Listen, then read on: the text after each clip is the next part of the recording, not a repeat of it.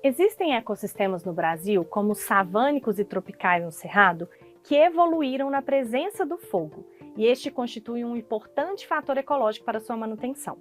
O fogo pode ser uma importante ferramenta de manejo nos chamados ecossistemas inflamáveis, ou seja, aqueles que evoluíram na presença do fogo, nos quais as queimadas exercem um importante papel nos seus funcionamentos. Queimadas prescritas podem ser utilizadas, por exemplo, para controlar a quantidade de material combustível, o material que vai queimar e sustentar o fogo, evitando-se assim a propagação de grandes incêndios.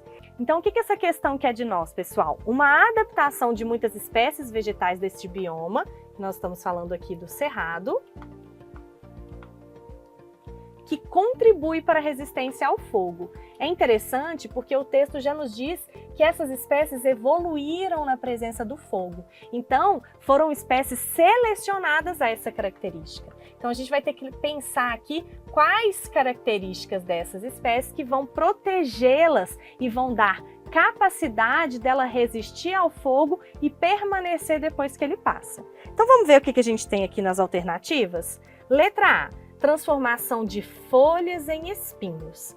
Essa é uma característica que a gente vê muito em plantas, por exemplo, de outro bioma aqui no Brasil, que é a caatinga. Por quê? Quando você transforma folha em espinho, você diminui a área dessa estrutura, né, dessas folhas, de forma que ela perca menos água por transpiração. Então, essa adaptação, ela tem a ver, na verdade, com a redução da perda de água por evaporação e para também se proteger, por exemplo, de herbívoros que comeriam as plantas, mas não tem a ver com a resistência ao fogo, ok? Na letra B, ele fala de um sistema radicular e caules subterrâneos. Então, vamos pensar, pessoal, que a raiz normalmente já fica, né, no solo, mas aqui ele também está falando de caules subterrâneos. Nesse caso aqui, muitas vezes a gente chama essas estruturas de xilopódios. O que são, então, esses xilopódios?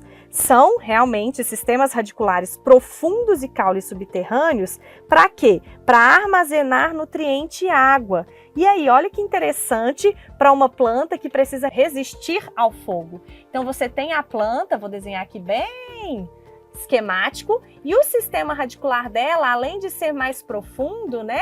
Você vai ter uma série de estruturas aqui que são capazes de armazenar tanto água quanto nutriente. Então, quando vem o fogo e consome toda essa parte de cima, essa parte externa, você tem aqui embaixo estruturas que são capazes de rapidamente rebrotar e ressurgir, porque tem esse armazenamento de água e nutrientes sozinho, independente da condição que está aqui e de uma maneira bem rápida após cessar esse fogo. Então, essa é a nossa resposta. Isso é uma importantíssima característica para resistir ao fogo. Vamos ver as outras alternativas, então. Por que elas não são resistências, né, características que fazem com que as plantas resistam ao fogo?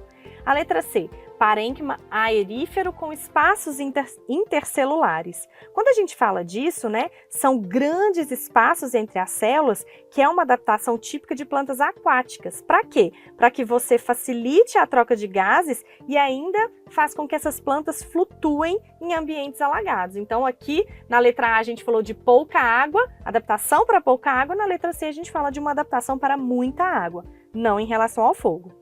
E a letra D, acúmulo de excesso de alumínio pelas raízes e folhas. Realmente, pessoal, no Cerrado a gente tem uma grande quantidade de alumínio no solo, muitas vezes. Então, acumular esse alumínio nos vácuos celulares é uma estratégia das plantas do Cerrado, mas não relacionada à proteção especificamente contra o fogo. Isso é uma resposta dessas plantas ao solo ácido que você tem ali no Cerrado.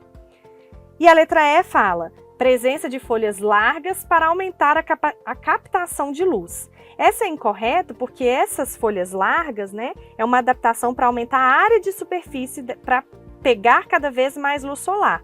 E isso é importante, por exemplo, para plantas de florestas, grandes florestas, que você tem copas de árvores enormes que vão tampando a parte de cima e aí vai diminuindo a quantidade de luz que entra. Então elas tendem a aumentar, né, tendem a selecionar as plantas com grandes superfícies foliares porque elas conseguem sobreviver nesses ambientes.